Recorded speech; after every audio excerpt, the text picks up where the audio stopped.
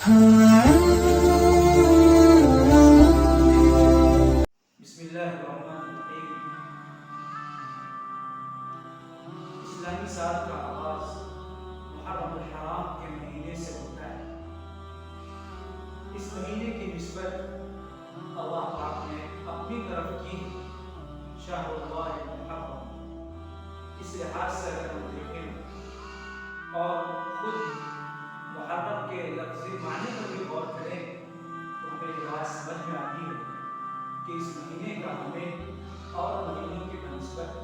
ज़्यादा एहतराम करना चाहिए, ज़्यादा ताज़ीम करनी चाहिए,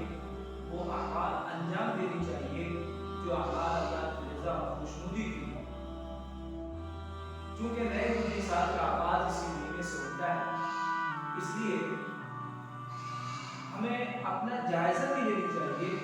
कि साल गुज़िश्ता हमने क्या पाया और क्या खोया। गुज़िश्ता साल में हमने कितनी नेकियां की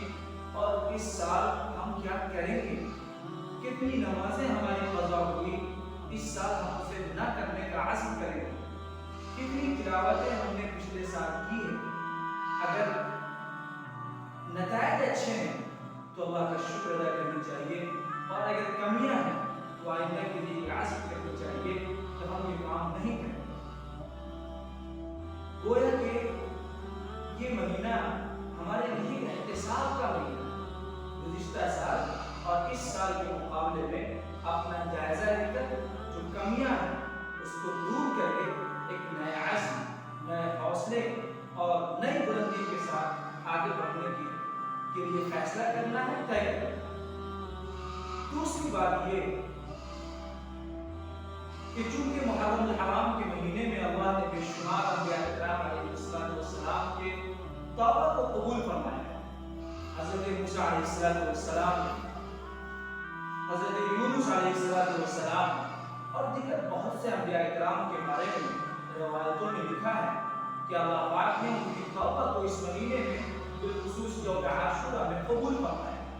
लिहाजा हमें आशूरा के दिन खास तौर से तौबे का इत्मीनान करनी चाहिए, अल्लाह से अपने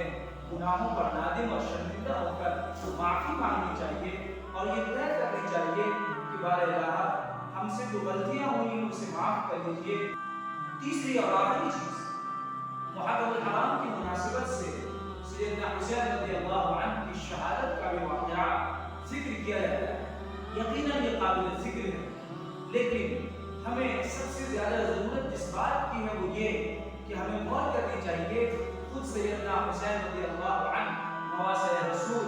सल्लल्लाहु अलैहि वसल्लम की ज़िंदगी कैसी थी। आपके अंदर जो इफ़्फ़त व अमानत थी, आपके अंदर जो पाकदामी थी, आपके अंदर जो तहारत थी, आपके अंदर जो पाकीज़गी थी, ज़ुहद व तक़वा, वरा, शजाअत व बहादुरी, इस्लाम के लिए पर मिटने का जज्बा, अपनी जान को कुर्बान कर देने का जज्बा, हक गोई और हक बोलने के लिए किसी से न डरने की ज़रूरत, न किसी लौमत लाइम की परवाह किए बगैर कलिमत हक़ इंद सुल्तान जाहिर पर अमल करते हुए हमें ये शौक़ और जज्बा अपने अंदर पैदा करनी चाहिए कि हम सैयदना हुसैन रज़ियल्लाहु अन्हु के सिफ़ात को अपनी ज़िंदगी में